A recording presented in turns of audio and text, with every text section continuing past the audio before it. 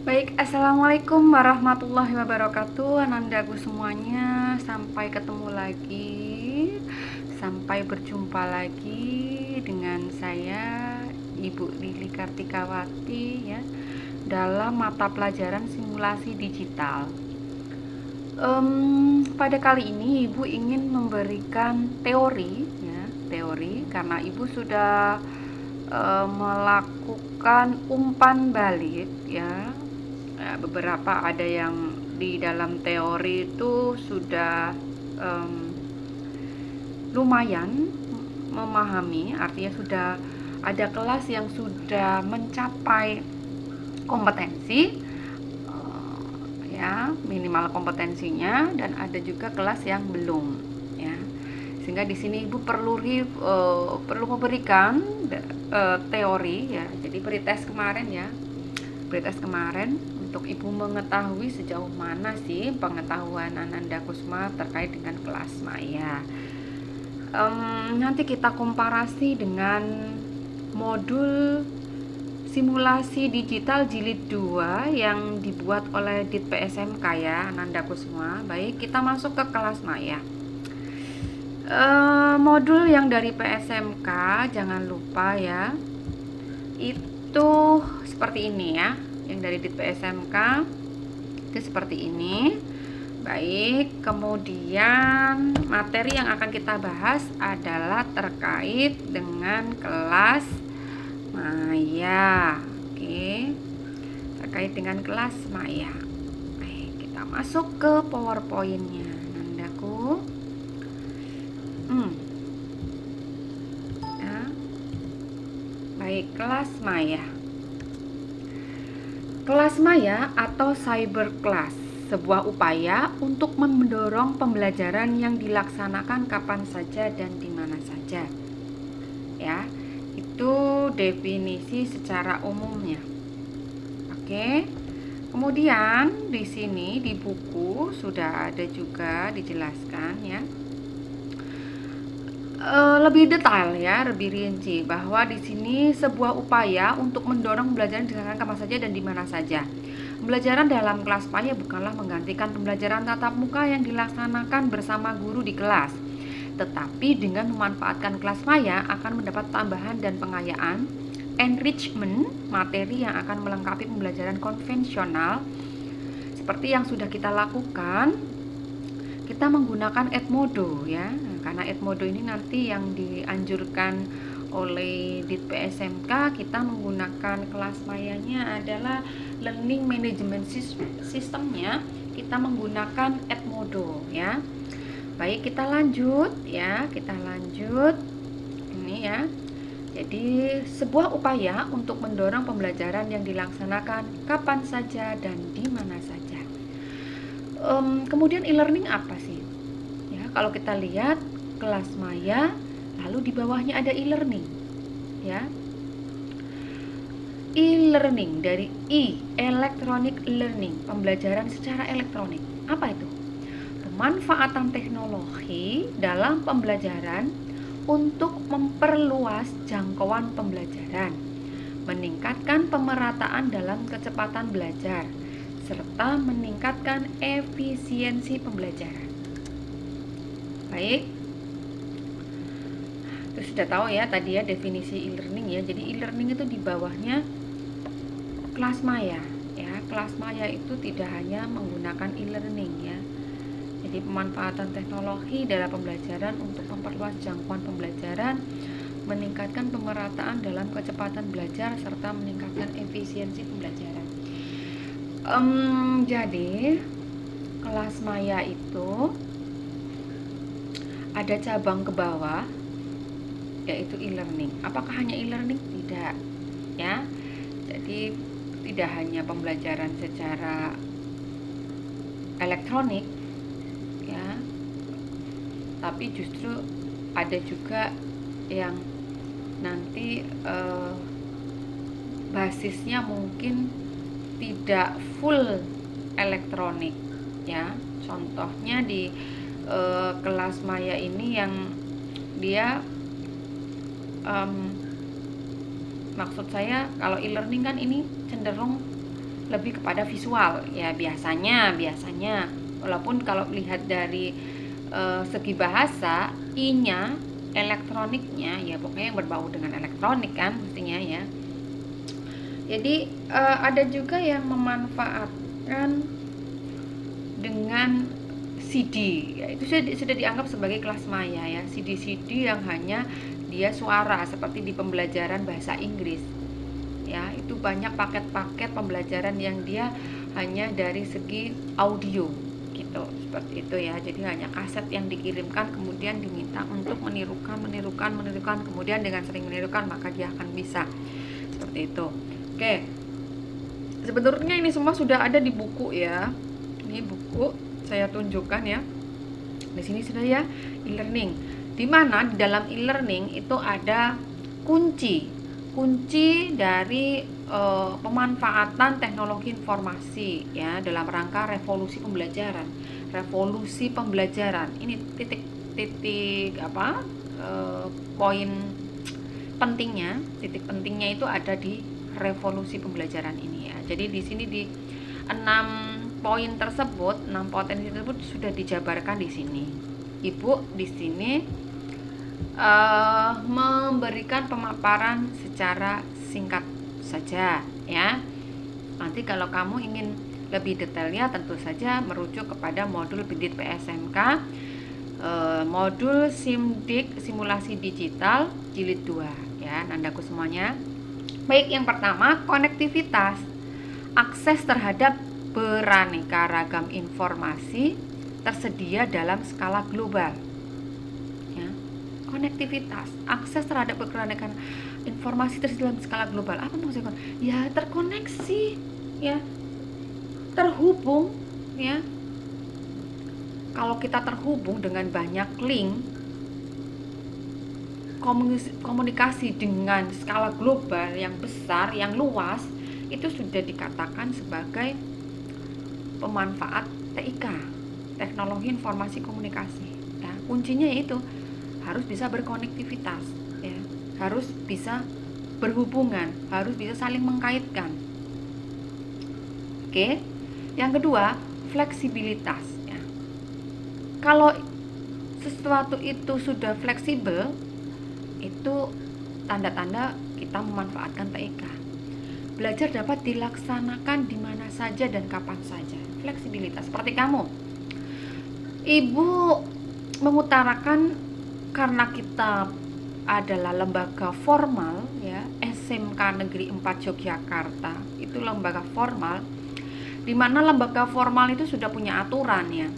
Pembelajaran untuk mata pelajaran A, B, C, D, E itu dari jam berapa sampai jam berapa. Makanya ibu buat di sini semi fleksibilitas.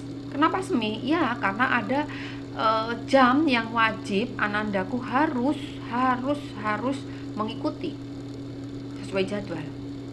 Tapi ibu juga harus memberikan, akhirnya berpikir harus memberikan layanan pendidikan bagi yang tidak bisa, memang berhalangan, sangat berhalangan tidak bisa masuk. Tapi dia harus mendapatkan layanan pembelajaran. Maka dari itu ibu buat juga ada yang bisa mengakses ya kan setelah jam pembelajaran, begitu ya. Jadi secara mandiri nanti belajar. Kemudian ada juga yang keadaan seperti ini ya, misalnya keadaan seperti ini, corona ini, akhirnya kan dia bisa tatap muka, maka bisa di mana saja asal itu terkoneksi dengan internet gitu ya. Kemudian yang ketiga, interaksi. Nah di sini nak, kenapa? Karena kalau ibu menunggu evaluasi belajar dapat dilaksanakan seketika dan mandiri. Kalau ibu menunggu ada respon dari kamu yang memberikan evaluasi, memberikan respon, memberikan kritisi, itu belum tentu satu kelas ya. Maka dari itu ibu perlu memberikan umpan balik supaya ibu bisa menilai proses ya, proses pembelajaran ini. Ibu kurang apa ya? Kenapa anak tidak bisa ya? Apa yang belum tersampaikan ya? Nah, seperti kemarin, Ibu hanya memberikan buku atau modul simulasi digital, ya nak ya, dari DTP-SMK. Lalu Ibu kalau memberikan materi yang dari materi yang pertama, materi komunikasi dalam jaringan, itu sudah tidak ada masalah, Ibu lihat ya. Tapi Ibu perlu tahu, tahapannya waktu di materi yang pertama, tahapannya luar biasa ya. Bertahap. Dari mulai Anandaku melakukan pendaftaran registrasi di Edmodo untuk mendapatkan akun ya. Itu 2 kali tatap muka belum clear ya. Oke, ya, Ibu evaluasi. Apa kekurangan Anandaku, apa yang ini Ibu buatkan videonya. Supaya apa? Karena tidak bisa tatap muka, sehingga Ibu buatkan video, harapannya video itu bisa membantu apa? Kekurangan-kekurangan yang Anandaku miliki dan kekurangan Ibu di awal ya, dalam memberikan pembelajaran itu tercover dalam sebuah video. Harapannya seperti itu ya. Nah, yang kedua ini juga, sebelum Ibu membuat video ini, Ibu membuatkan pretest ya. Untuk apa? Untuk tahu sebetulnya sejauh mana Anandaku mengerti gitu. Yang namanya kelas maya, teorinya itu seperti apa, gitu ya. Nah, di sini masuk di interaksi ya, interaksi. Jadi yang namanya pemanfaatan TK itu ada interaksi ya. Jadi ibunya ini membuat video. Ibu ini membuat video. Reaksinya apa? Oh, ternyata di video yang view segini orang ya. Kemudian oh ada komentar, ada yang tanya-tanya nih ini itu. Nah, itu interaksi. Kalau terjadi interaksi seperti itu, itulah pemanfaatan TIK. Oh, ada yang subscribe, bukti dia itu berterima kasih ya. Wujud terima kasih dia subscribe. Wujudnya dia subscribe. Nah, itu juga sama ya. Artinya itu mendukung pembelajaran ya, kolaborasi interaksi ya. Interaksi yang dilakukan Ananda selama melakukan atau memanfaatkan TIK gitu ya. Kemudian kolaborasi. Penggunaan perangkat diskusi dapat mendukung pembelajaran kolaborasi di luar ruang kelas. Nah, ini di kegiatan ini, di pembelajaran Ibu, kegiatan yang kolaborasi ini baru terjadi di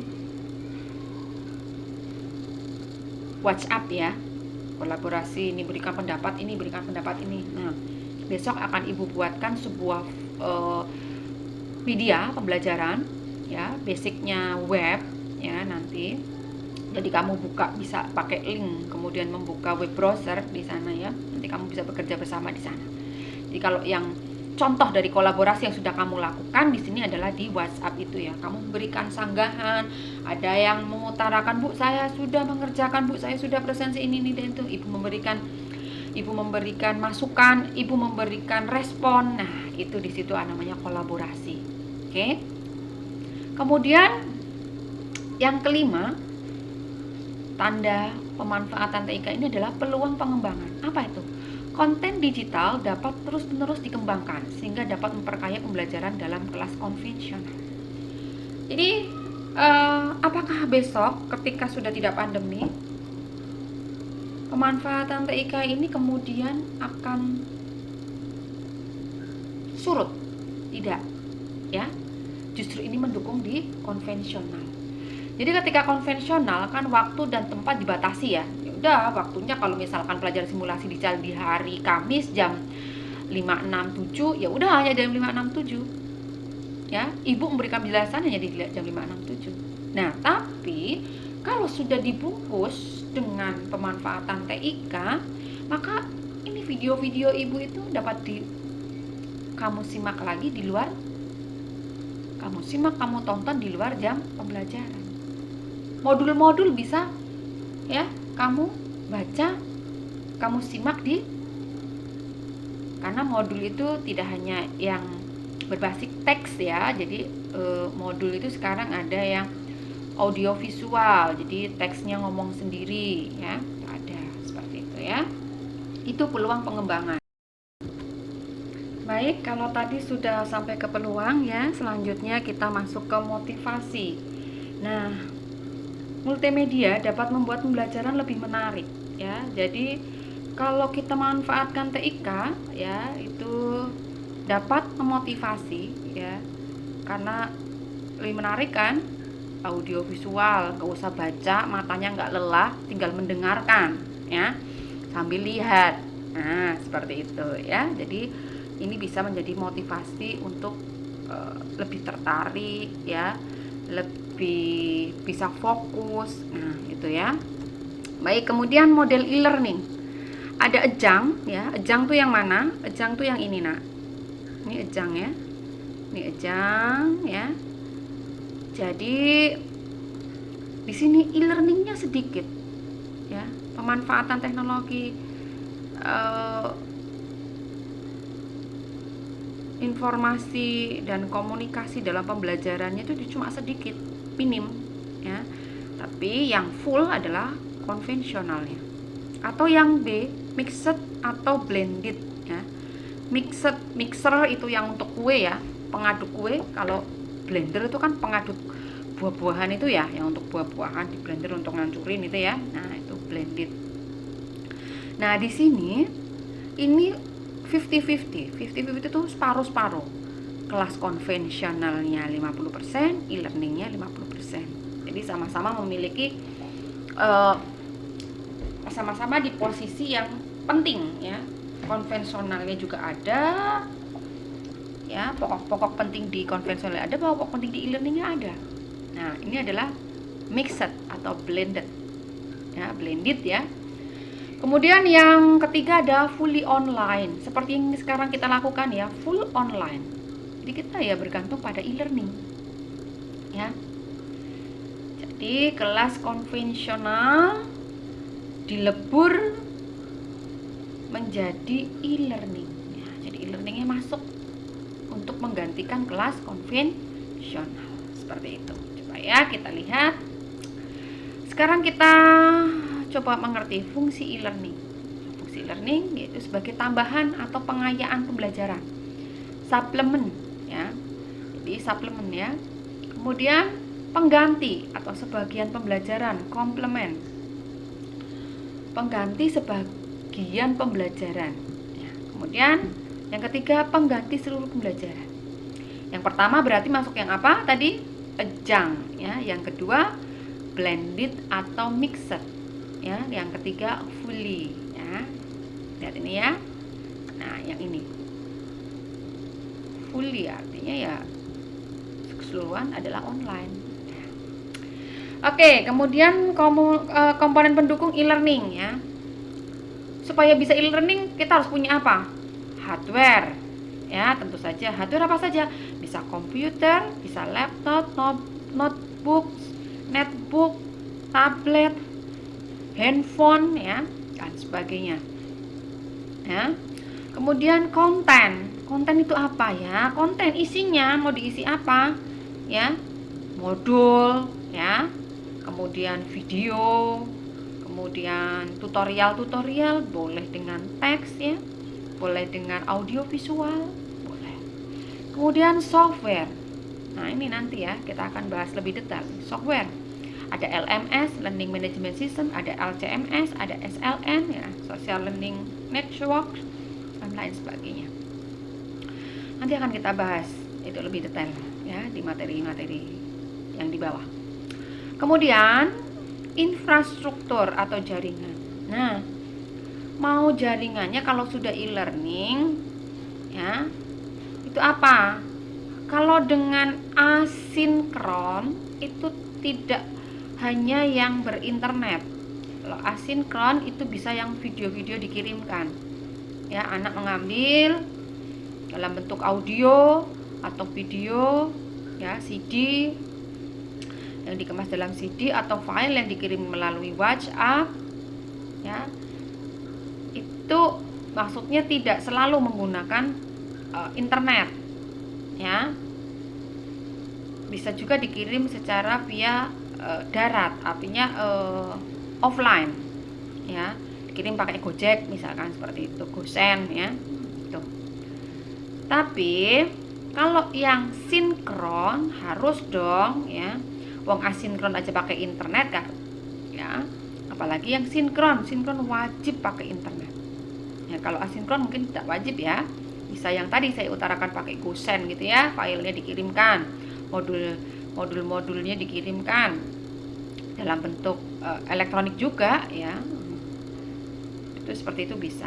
Tapi kalau sinkron itu wajib lah pakai jaringan, pakai infrastruktur ya, mau yang video call, mau yang telepon biasa dengan audio ya, butuh pulsa kan. Nah seperti itu. Kemudian strategi interaksi atau komunikasi, iya butuh strateginya gimana ya. Yang minggu ini video dulu atau langsung dikasih soal-soal ya, soal-soalnya bentuknya apa ya supaya anak-anak suka. Nah yang seperti itu Ananda. Jadi ya seperti itu. Kemudian kita lanjut ya ke aplikasi pendukung kelas maya.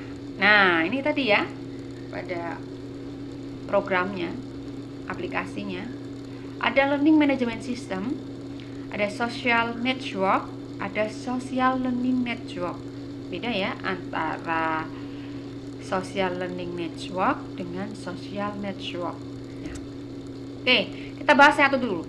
Learning management system, aplikasi yang digunakan untuk mengelola pembelajaran, mengirimkan konten delivery system, dan melacak aktivitas daring dalam jaringan ya. Daring itu dalam jaringan ya. Seperti memastikan kehadiran dalam kelas maya, memastikan waktu pengumpulan tugas, dan melacak hasil pencapaian siswa. Nah, ini bisa dengan Moodle, Dkeos, Atutor, atau yang sekarang kita pakai ya, LMS yang kita pakai apa? Ya, Edmodo ya, seperti itu. Kemudian social learning network. Nah, social learning network ya, aplikasi e-learning yang memanfaatkan jaring sosial ya. Nah, ini Edmodo ya. Jadi learning management system itu kan dibagi ya, social learning network dan social network. Nah di sini untuk aplikasi ini contohnya Edmodo, Google Classroom, Schoology ya, dan yang baru-baru ini ada banyak sekali ya bermunculan ya, pendatang baru ya. Ditandai dengan apa? Ya, memanfaatkan jejaring sosial. Ya. Jadi tampilannya hampir mirip seperti social network gitu ya. Oke, lanjut.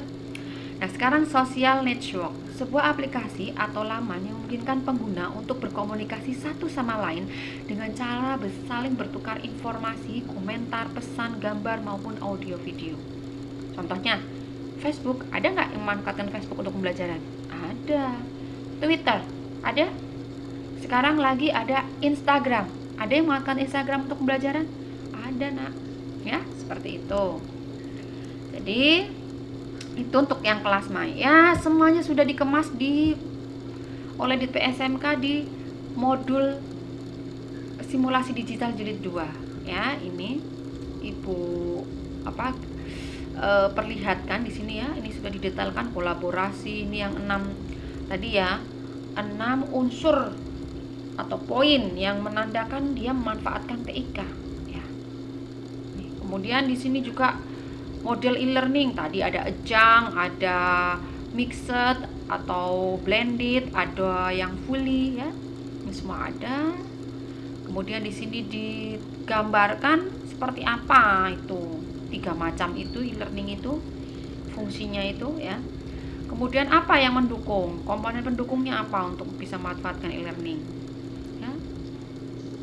Sudah ada infografisnya juga ya. Kemudian jenis perangkat pengguna kelas maya ya.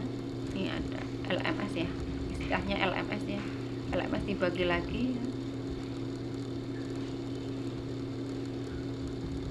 Ada semua ya. Oke, seperti ini Nah, nanti akan dilanjutkan ke pengaplikasian social learning network-nya. Nah, cuma ibu nanti akan loncat terlebih dahulu karena kalau yang Edmodo ini kan kamu sudah mempelajari ya. Jadi ibu berencana akan memberikan justru yang ini, yang di apa ini, maaf, yang di eh, yang di penggunaan Google Classroom. Bukan ini. Sebentar. Ya, yang di penggunaan Classroom sebentar.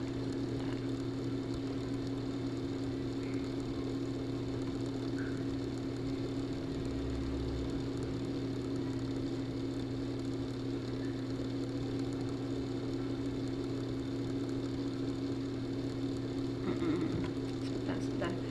Yang di penggunaan sebentar ya, yang di penggunaan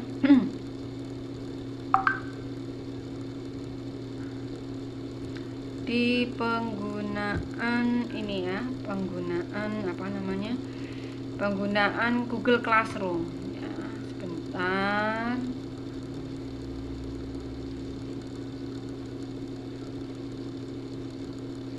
Nah, ini pemanfaatan GCR ya. Ini. Sebentar, kita masuk ke ini. Nah, penggunaan Google Classroom untuk siswa bagian 1. Kita nanti dari teori kelas mayanya kita masuk ke sini. Insya Allah ini sesuatu ini tuh sudah dikerjakan anandaku semua ya. Sudah dikerjakan anandaku semua ya. Mungkin ada yang sudah kadang kan sesuatu, kita melakukan sesuatu itu karena kebiasaan aja, refleks, tapi tidak tahu sebetulnya itu maksudnya untuk apa gitu ya. Nah, di sini kita akan bahas lebih detail. Nah, untuk yang minggu depan nanti bisa akses yang ini. Seperti itu anandaku semua. Baik, itu dari ibu. Ibu ucapkan terima kasih ya sudah menyimak materi kelas maya teorinya yang bagian 1. Ibu ucapkan selamat mencerna. Silahkan berikan kritisi untuk saya di kolom komentar ya. Apabila mungkin Bu kurang detail di bagian apa silahkan ya. Nanti saya akan ke Google Classroom dulu, baru setelah Google Classroom kita akan ke Edmodo seperti itu. Jadi untuk materi kelas maya ini lebih panjang ya daripada yang kemarin. Oke, itu dari Ibu. Assalamualaikum warahmatullahi wabarakatuh. Mohon maaf atas segala hilaf-hilaf apabila ada ucapan ibu yang kurang mengena di hati anandaku semuanya. Oke, semoga selalu sehat, jangan lupa bahagia.